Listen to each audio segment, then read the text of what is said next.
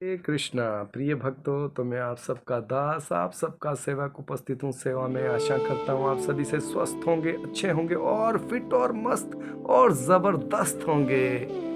तो आज का टॉपिक है इंद्रियों को आकर्षण करने वाले विषय कौन कौन से हैं।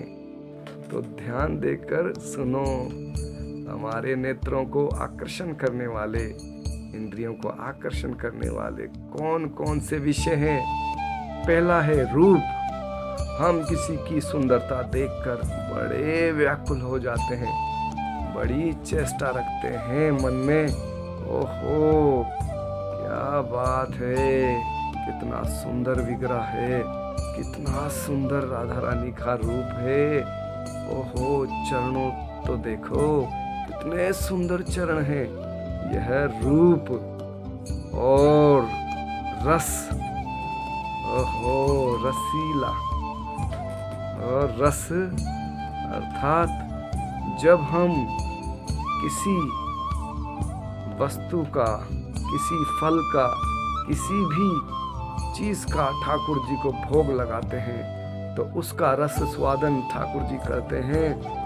तो ठाकुर जी कर लेते हैं, फिर हम वो प्रसाद ग्रहण करते हैं तो उसका रस स्वादन हम बोलते हैं, ओहो कितना स्वादिष्ट प्रसाद बनाया है, ये भगवान, ये मेरी मैया, क्या प्रसाद बनाया है आपने, तो क्या रस है उसका। ये हो गया रस। और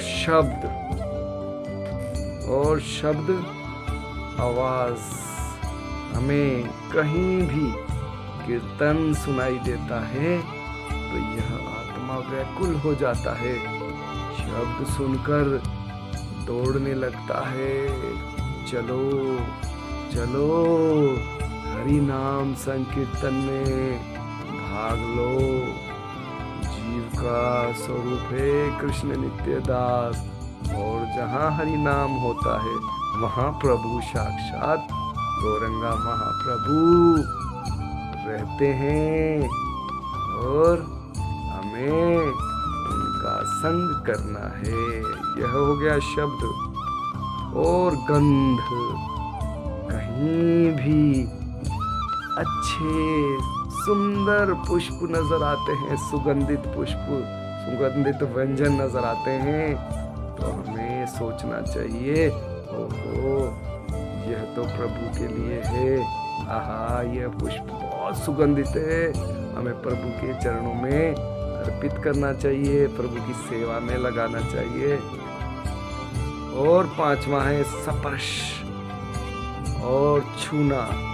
हम जब विग्रह की सेवा करते हैं तो साक्षात भगवान के कोमल शरीर, कोमल त्वचा, कोमल चरण हम छूकर मसाज करते हैं, चंदन का लेप करते हैं और प्रभु को प्रसन्न करते हैं। जिस तरह हमारे गुरु महाराज जी आते हैं, भक्तजन व्याकुल हो जाते हैं, उनको स्पर्श करने के लिए हम छू लें, चरणों में गिर जाते हैं, चरण छूने का प्रयास करते हैं। कुछ भक्तजन हमें रोकने के लिए खड़े हो जाते हैं, लेकिन मैं भी ऐसा नालायक हूँ जो महाराजों को छुए बगैर नहीं रहता। तो यह मेरा सौभाग्य है जो मैं महाराजों का स्पर्श करके और उनको छूकर अपने आप को धन्य कर लेता हूँ।